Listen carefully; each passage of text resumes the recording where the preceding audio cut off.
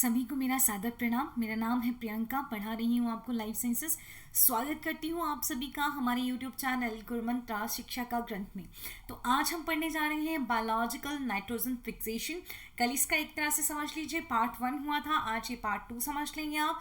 Part 1 में देखिए मैंने आपको बेसिक नाइट्रोजन साइकिल बता दिया था और किस तरह से नाइट्रोजन का एसिमिलेशन होगा वो भी आपको समझा दिया था।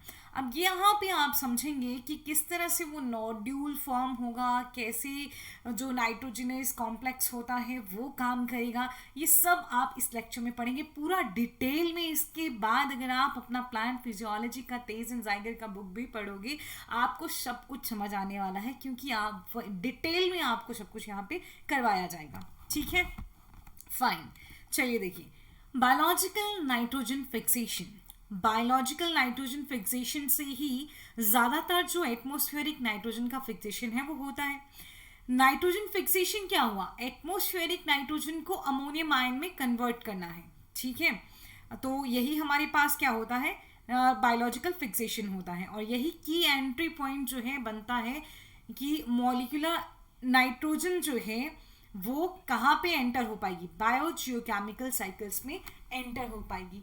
मतलब नाइट्रोजन का जो फिक्सेशन हुआ वही उसका एंट्री हुआ into the biogeochemical cycle. Okay, तो क्या समझ गए हम नाइट्रोजन फिक्सेशन से कि मॉलिक्यूलर नाइट्रोजन को अमोनिया में अगर कन्वर्ट कर दिया जाए तो उसको हम नाइट्रोजन फिक्सेशन कहते हैं।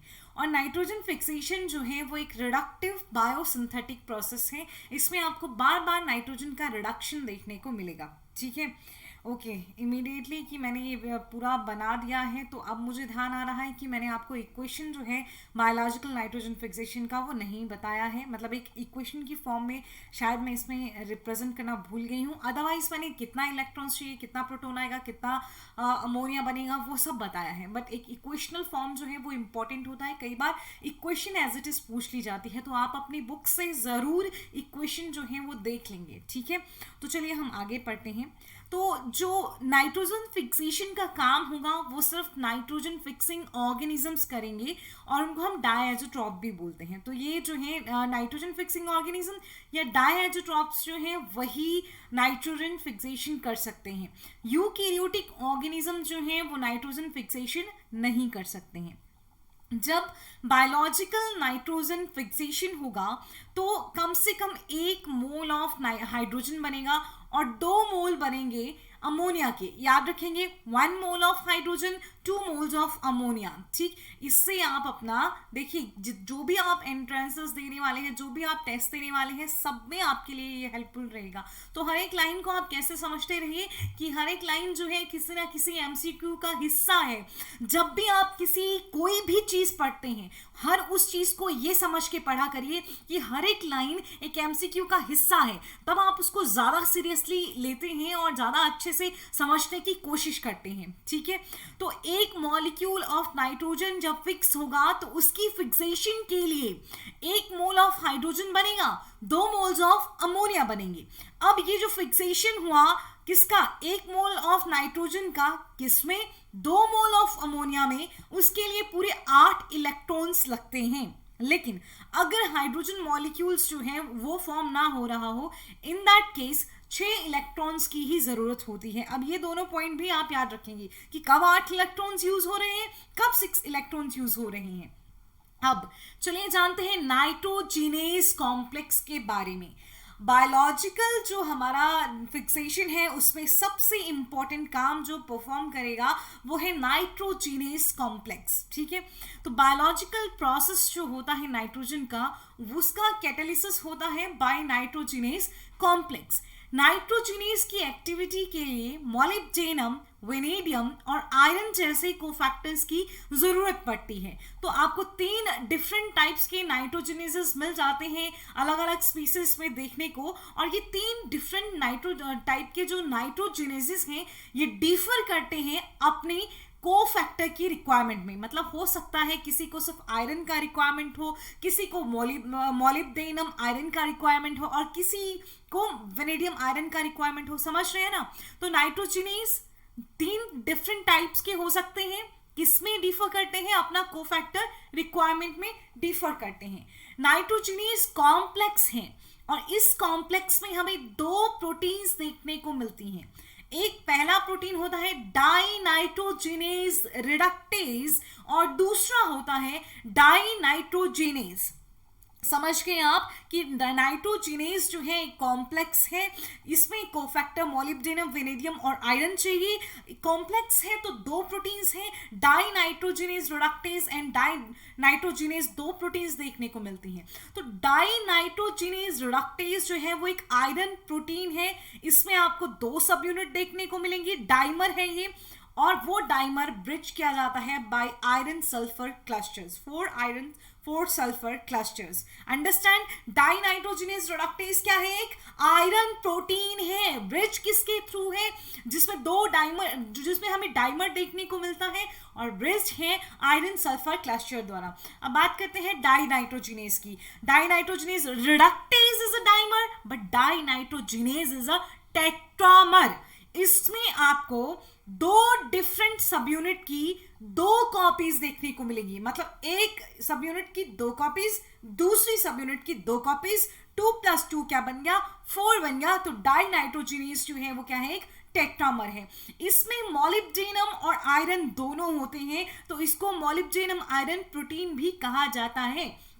और डाइनाइट्रोजिनेज में जो मोलिब्डेनम आयरन कोफैक्टर है वही नाइट्रोजन फिक्सेशन का साइट होता है। समझ गए आप? तो नाइट्रोजिनेज कॉम्प्लेक्स में दो प्रोटीन कौन सी हैं? किसको हम आयरन प्रोटीन बोलेंगे और किसको हम मोलिब्डेनम आयरन प्रोटीन कहेंगे। फाइन। जो नाइट्रोजिनेज का कैटालिटिक एक्टिविटी है, इसका सिंथेसिस है। पहली बात तो सिंथेसिस की करेंगे, तो नाइट्रोजिनेज का जो सिंथेसिस है, जो इसका कैटालिटिक एक्टिविटी है, वो जिन जीन के कंट्रोल में होता है उन जीन्स को हम निफ जीन्स कहते हैं।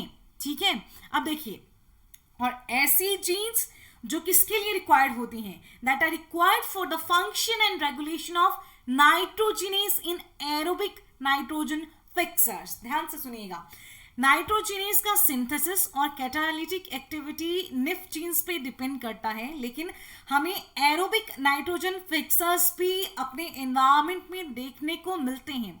तो एरोबिक नाइट्रोजन फिक्सर्स के केस में जो नाइट्रोजिनेज का फंक्शन होगा वो under the regulation of fix genes होगा। समझ गए?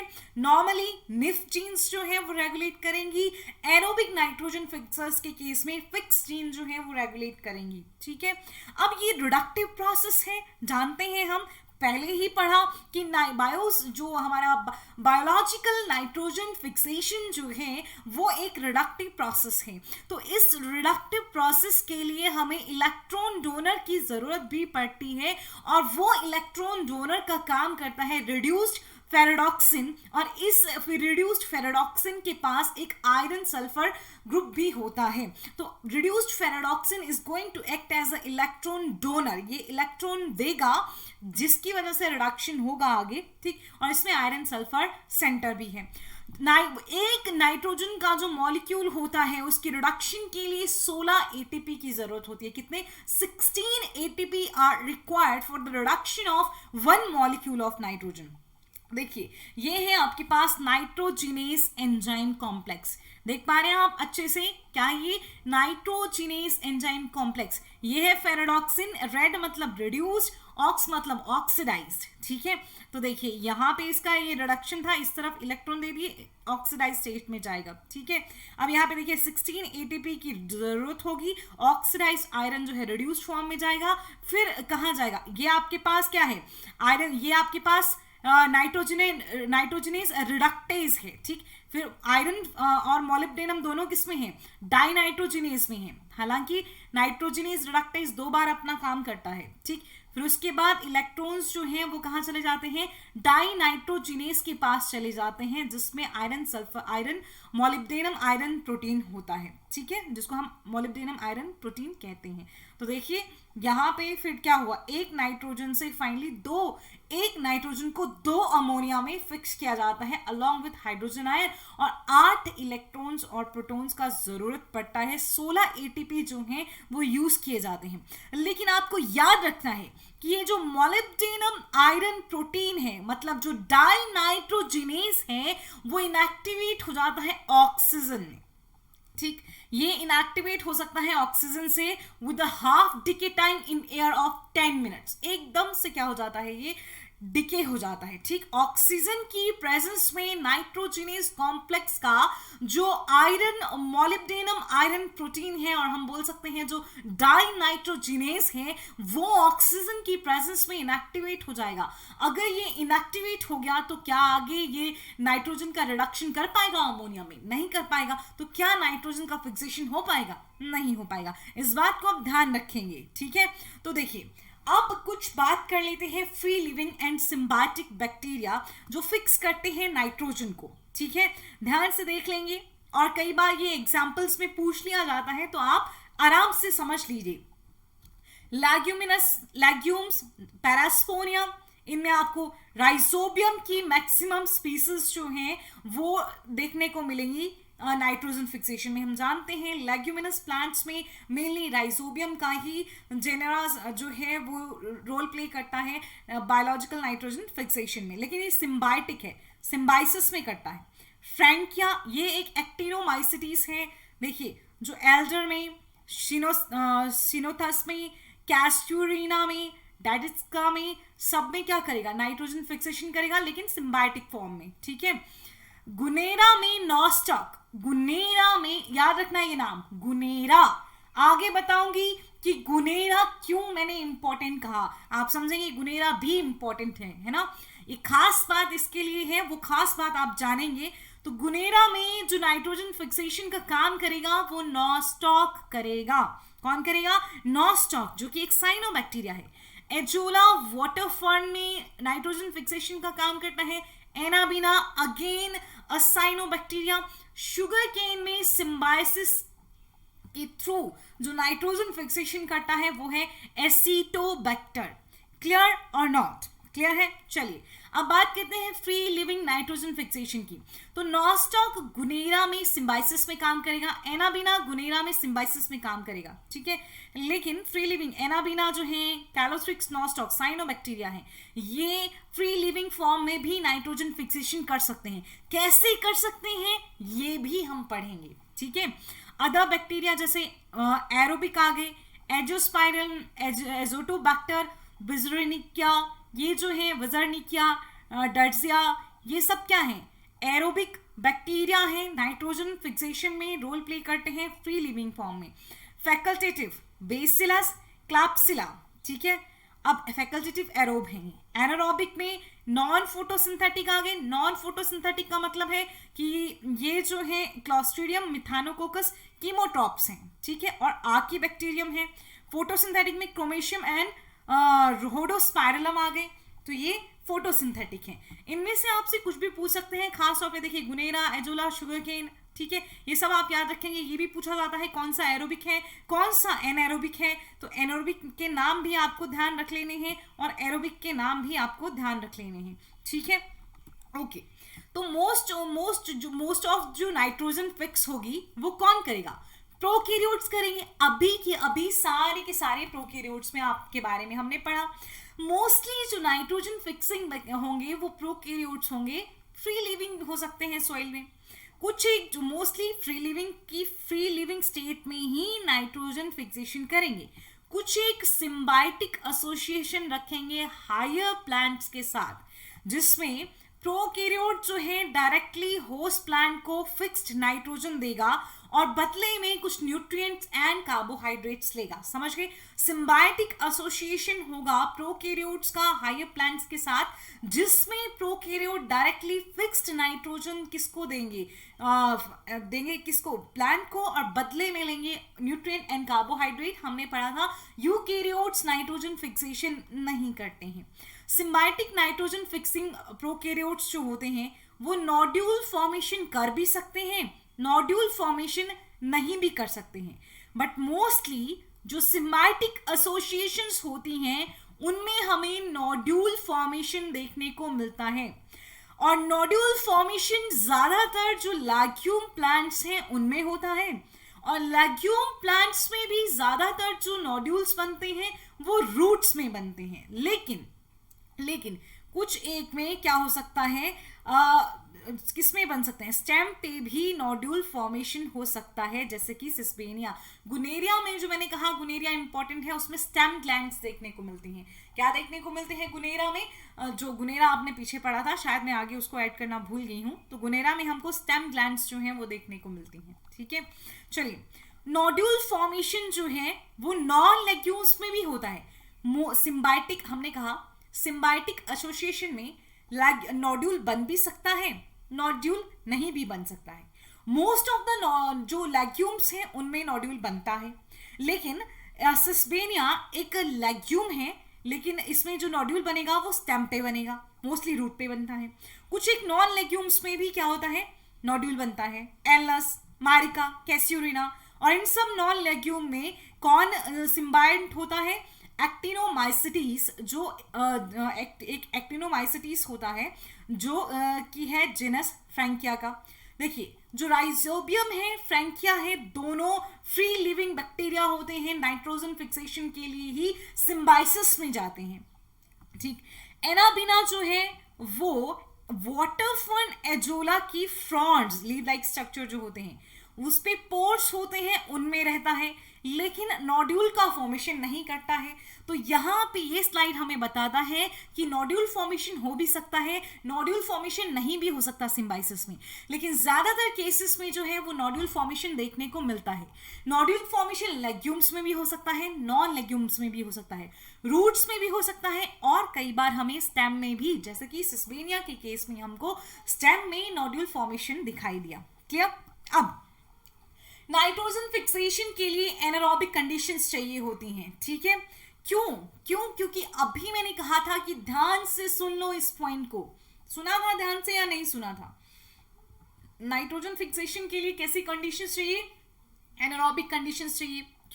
क्योंकि हम जानते हैं कि ऑक्सीजन जो है इरिवर्सिबली इनएक्टिवेट कर सकता है नाइट्रोजिनेज एंजाइम को। समझ गए? ऑक्सीजन जो है नाइट्रोजिनेज कॉम्प्लेक्स में जो डाई नाइट्रोजिनेज होता है उसको इरिवर्सिबली इनएक्टिवेट कर सकता है। ठीक, जो कि इन्वॉल्व होता है नाइट्रोजन फिक्सेशन में। ठीक है, तो नाइट्रोजन जरूरी है कि अंडर एनारोबिक कंडीशंस फिक्स हो। अब साइनोबैक्टीरिया जो है, साइनोबैक्टीरिया में एनारोबिक कंडीशंस के टाइम पे स्पेशलाइज्ड स्ट्रक्चर्स बनते हैं जिनको हेटेरोसिस्ट कहा जाता है। हेटेरोसिस्ट जो है ये बहुत थिक वॉल्ड सेल्स होंगी, डिफ्रेंशिएट तभी करेंगी, डिफ्रेंशिएट करेंगी भी किसमें? फिलामेंटस साइनोबैक्टीरिया में हमको हेटेरोसिस देखने को मिलता है। ये हेटेरोसिस जो है ये डिफरेंशिएट करता है जब साइनोबैक्टीरिया को अमोनियम आयन का कमी लगता है। ठीक है, अब ये इसमें जो हेटेरोसिस जो है इसमें एनारोबिक कंडीशंस होंगी। कैसे? इनमें फोटोसिस्टम 2 ही नहीं होता है।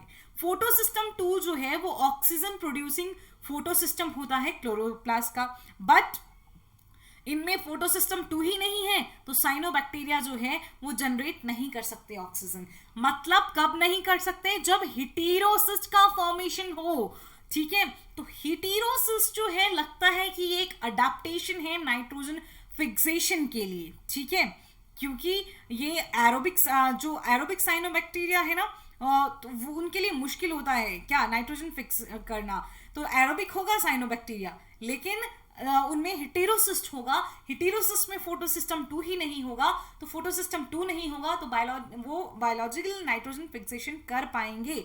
वहां पे ऑक्सीजन नहीं है, ऑक्सीजन जो है नाइट्रोजनेस को बंद कर सकता है। ठीक है, तो ऑक्सीजन नहीं है तो नाइट्रोजनेस अपना काम वहां पे कर सकता है। तो साइनोबैक्टीरिया में कहाँ होता है? हेटेरोसिस्ट में जो है वो हमें नाइट्रोजन फिक्सेशन देखने को मिलता है, क्योंकि उसमें फोटोसिस्टम 2 जो है एब्सेंट है। Photosystem 2 is mainly responsible for the production of oxygen. ठीक, तो हेटेरोसिस्ट का फॉर्मेशन जो है उसको हम एज एन अडेप्टेशन समझ सकते हैं नाइट्रोजन के फिक्सेशन के लिए। ठीक है, अब दूसरा जो एनारोबिक कंडीशंस बनेंगी वो नोड्यूल्स में बनेंगी। ठीक है, नोड्यूल्स जो है, नोड्यूल का फॉर्मेशन होगा। नोड्यूल का फॉर्मेशन कैसे होगा वो भी हम पढ़ेंगे, लेकिन नोड्यूल्स में जो है वो एक ऑक्सीजन बाइंडिंग हीम प्रोटीन होता है जिसको हम लेग हीमोग्लोबिन कहते हैं।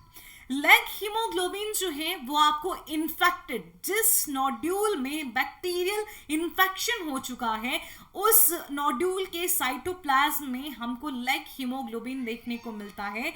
और हायर कॉन्सेंट्रेशन में नोड्यूल में, अगर नोड्यूल को कट करेंगे आप तो आपको उसका कलर पिंक दिखाई देगा, क्योंकि वहां पे ज्यादा कॉन्सेंट्रेशन रहेगा लेग हीमोग्लोबिन का। तो लेग हीमोग्लोबिन में जो होस्ट प्लांट है वो ग्लोबिन पोर्शन को बनाता है। लेग हीमोग्लोबिन में ग्लोबिन पोर्शन जो बना वो होस्ट प्लांट्स ने बनाया। होस्ट प्लांट ने बनाया किसके रिस्पॉन्स में? बैक्टीरिया द्वारा किए गए इंफेक्शन के रिस्पॉन्स में होस्ट प्लांट ने ग्लोबिन पोर्शन को बनाया। और जो बैक्टीरिया है, जो बैक्टीरियल सिम्बायंट है, वो प्रोड्यूस करेगा हीम पोर्शन। तो हीमोग्लोबिन, लेग हीमोग्लोबिन में हीम पोर्शन बैक्टीरिया बनाता है, सिम्बायंट जो बैक्टीरिया है, और ग्लोबिन पोर्शन जो है वो होस्ट बनाता है। लेग हीमोग्लोबिन कहाँ होता है? नोड्यूल की सेल के साइटोप्लाज्म में। ओके, लेग हीमोग्लोबिन का एफिनिटी बहुत ज्यादा होता है ऑक्सीजन के लिए। मतलब जो हमारा जो चेन है, जो होता है ह्यूमन हीमोग्लोबिन का, जो होता है ह्यूमन हीमोग्लोबिन चेन से 10 गुना ज्यादा लेग हीमोग्लोबिन का एफिनिटी होता है ऑक्सीजन में। मतलब अगर आप एक कल्चर तैयार कर लें जिसमें आप ऑक्सीजन है, लेग हीमोग्लोबिन और ह्यूमन हीमोग्लोबिन है, ह्यूमन हीमोग्लोबिन के कंपैरिजन में लेग हीमोग्लोबिन जो है वो ज्यादा एफिनिटी, 10 टाइम्स ज्यादा एफिनिटी शो करेगा ऑक्सीजन के लिए। ऑल्दो लेग हीमोग्लोबिन जो है इसको पहले समझा जाता था, देखिए हम लेग हीमोग्लोबिन क्या है?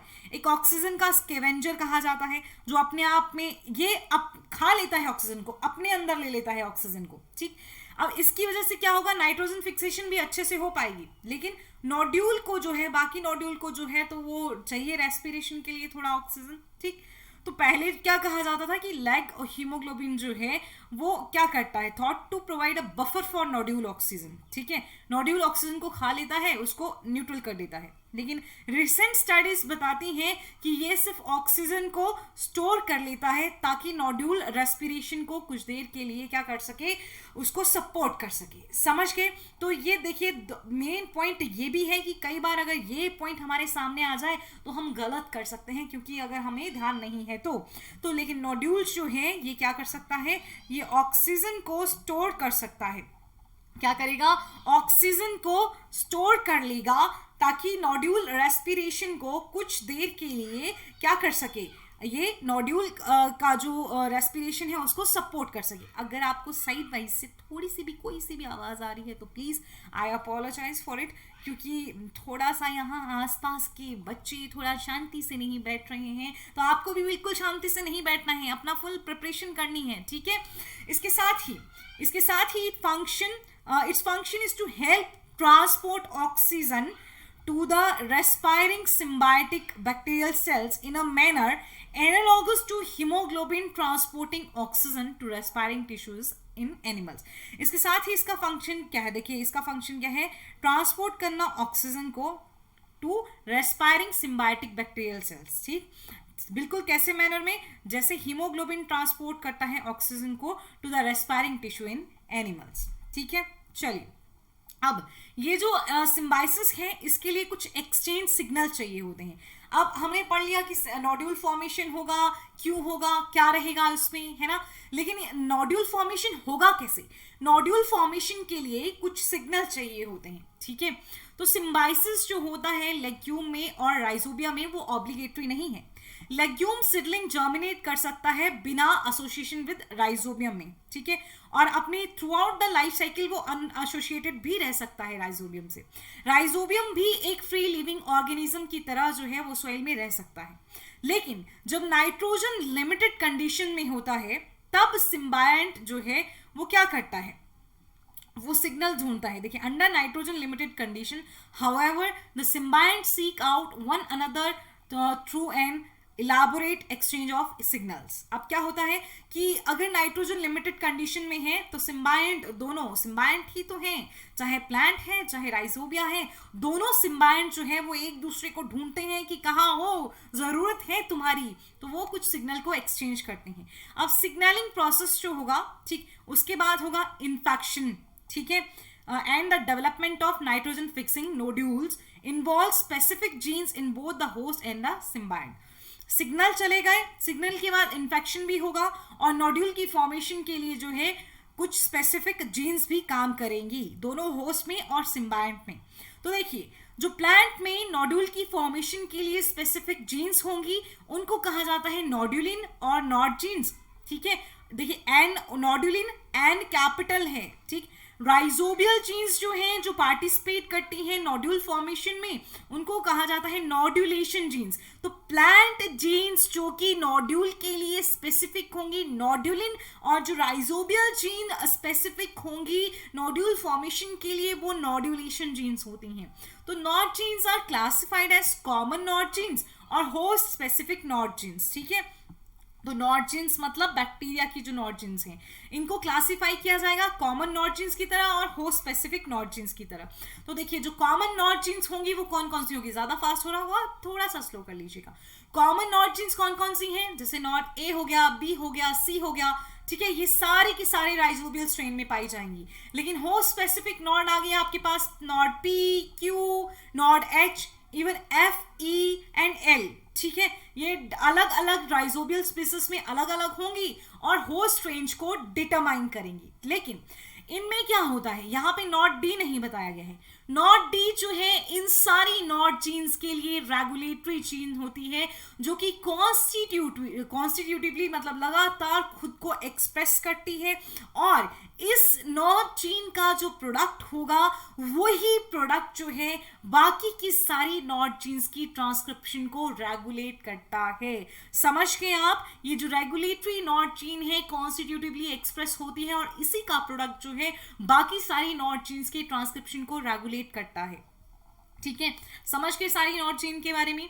पहला जो स्टेज होता है सिम्बायोटिक रिलेशनशिप में वो क्या होता है, वो होता है पहला स्टेज क्या होता है, सिम्बायोटिक रिलेशनशिप बननी चाहिए किसके बीच में, नाइट्रोजन फिक्सिंग बैक्टीरिया के बीच में और होस्ट में. और उस स्टेप में क्या होगा, माइग्रेशन होगा बैक्टीरिया का toward the root of the host plant. देखिए अगर दो आपको किसी से बातचीत करनी है, बातचीत के दौरान दोनों लोग एक दूसरे की तरफ आते हैं ताकि वो बात कर सकें. सिमिलरली अगर इनको सिम्बायोसिस में रहना है तो दोनों का क्या होगा, एक तरफ एक दूसरे की तरफ को माइग्रेशन होगा. लेकिन मेनली माइग्रेशन, अब रूट तो माइग्रेट नहीं कर सकती है तो माइग्रेट करेंगे bacteria toward the root of the host plant. ठीक है, अब इसके लिए कुछ कीमोटैक्टिक रिस्पॉन्स होगा. जो माइग्रेशन जो होगा वो एक कीमोटैक्टिक रिस्पॉन्स होगा और इस कीमोटैक्टिक रिस्पॉन्स को मीडिएट करेंगे कुछ केमिकल अट्रैक्टेंट्स स्पेशली फ्लैवेनॉइड्स, बिटेन्स. और ये फ्लैवेनॉइड बिटेन्स जो हैं ये सिक्रीट किए जाते हैं रूट के द्वारा. मतलब रूट सिक्रीट करेगा कुछ फ्लैवेनॉइड्स को, कुछ बिटेन्स को और फिर उनके लिए कीमोटैक्टिक रिस्पॉन्स देगा बैक्टीरिया, उनकी तरफ जो है वो चल के आएगा. ठीक है,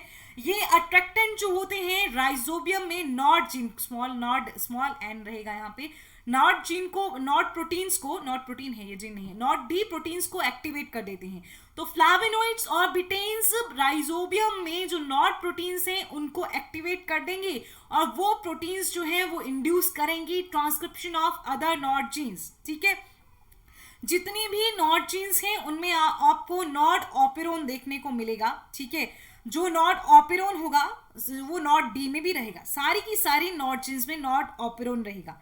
लेकिन नॉट डी के अलावा जितनी भी नॉट जीन्स हैं उनके नॉट ऑपेरोन में आपको एक कंजर्व्ड सीक्वेंस देखने को मिलेगा जिसको नॉट बॉक्स कहेंगे. ठीक है, नॉट डी के अलावा जितनी भी नॉट जीन्स हैं उनके लिए आपको एक उनमें उनके ऑपेरोन में आपको एक कंजर्व्ड सीक्वेंस देखने को मिलेगा जिसको नॉट बॉक्स कहते हैं.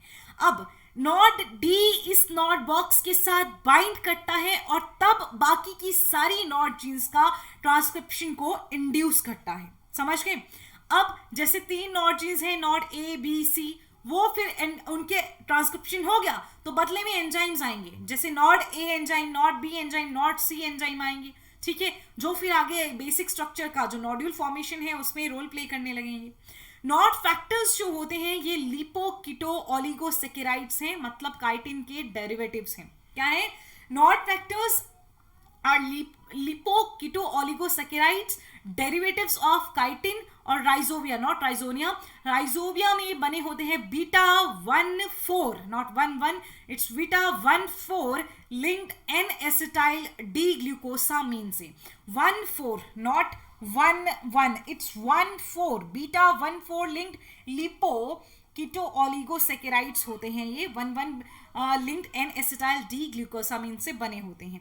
अब देखिए नॉट ए अगर आता है हमारे पास, ये ए बी सी क्या है, सब कॉमन जो हमारे पास जीन्स होती हैं उनका कॉमन जीन्स के कॉमन प्रोडक्ट हैं।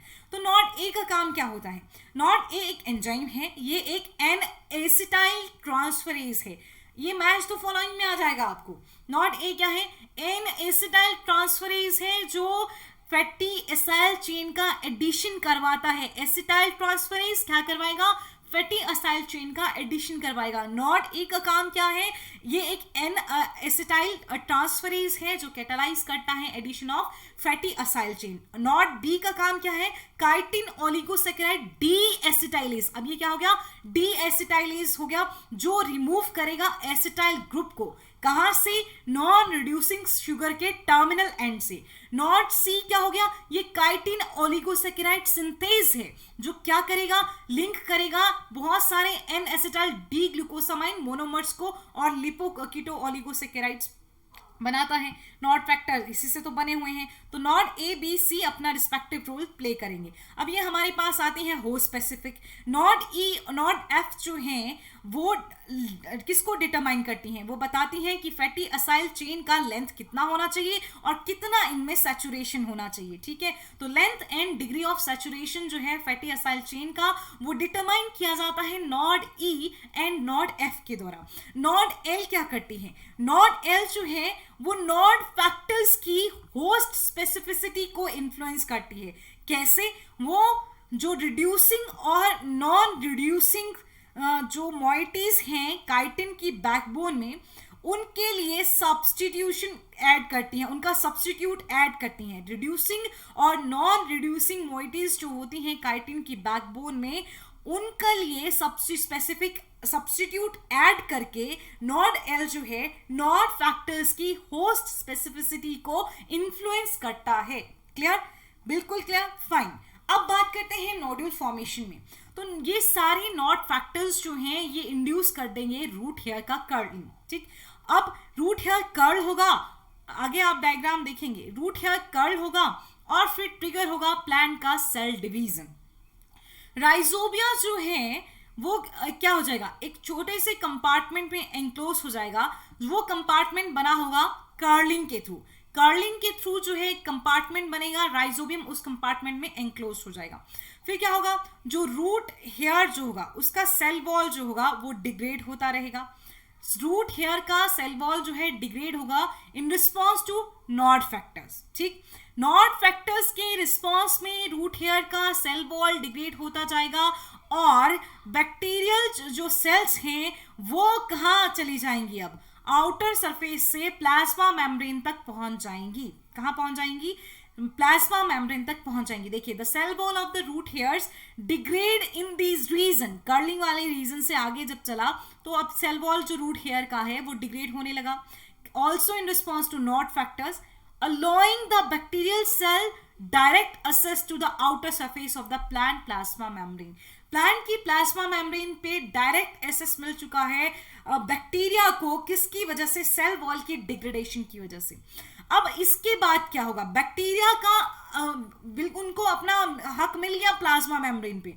अब उसके बाद बनता है इन्फेक्शियस थ्रेड। इन्फेक्शियस थ्रेड जो कैसे बनेगा, इन्फेक्शियस थ्रेड जो है वो एक इंटरनल ट्यूबुलर एक्सटेंशन होता है प्लाज्मा मेम्ब्रेन का। अंदर की तरफ को प्लाज्मा मेम्ब्रेन जो है वो एक्सटेंड करेगा।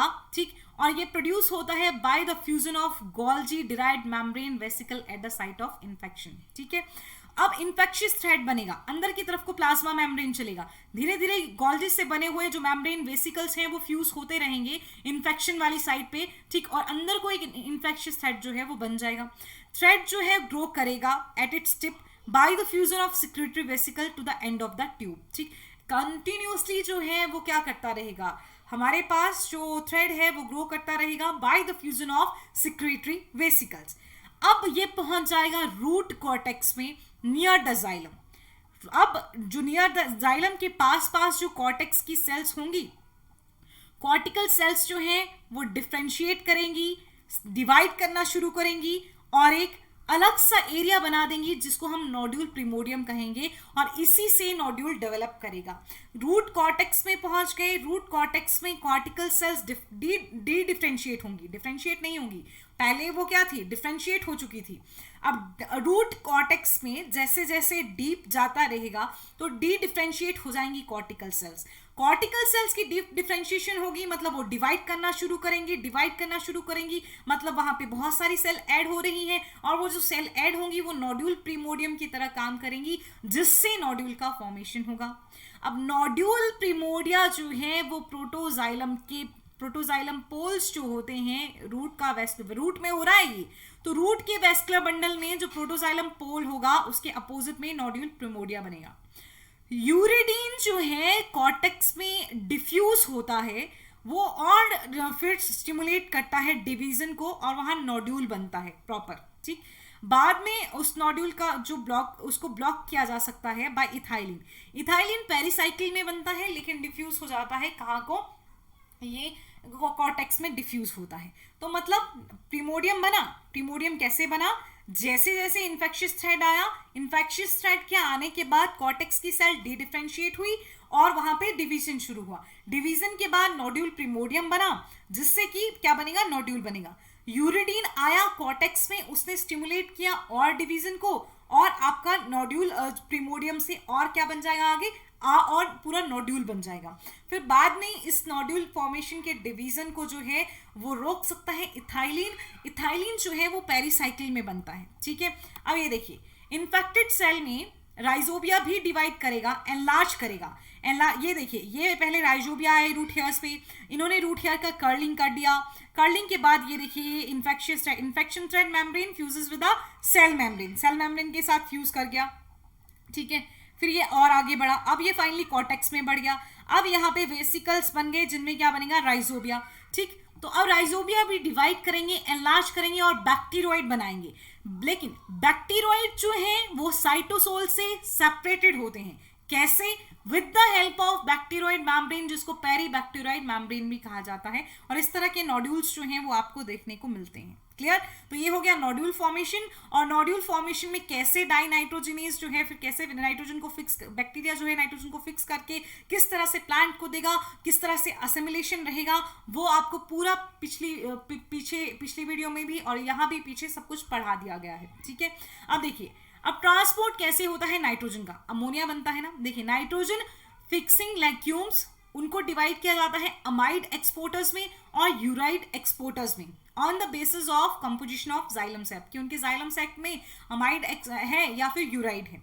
अमाइड मेनली हो गए अमाइनो एसिड्स, पढ़ा था ना पिछले लेक्चर में, एस्पैराजिन कैसे बनेगा, ग्लूटामाइन कैसे बनेगा, अमाइड्स हैं, ठीक।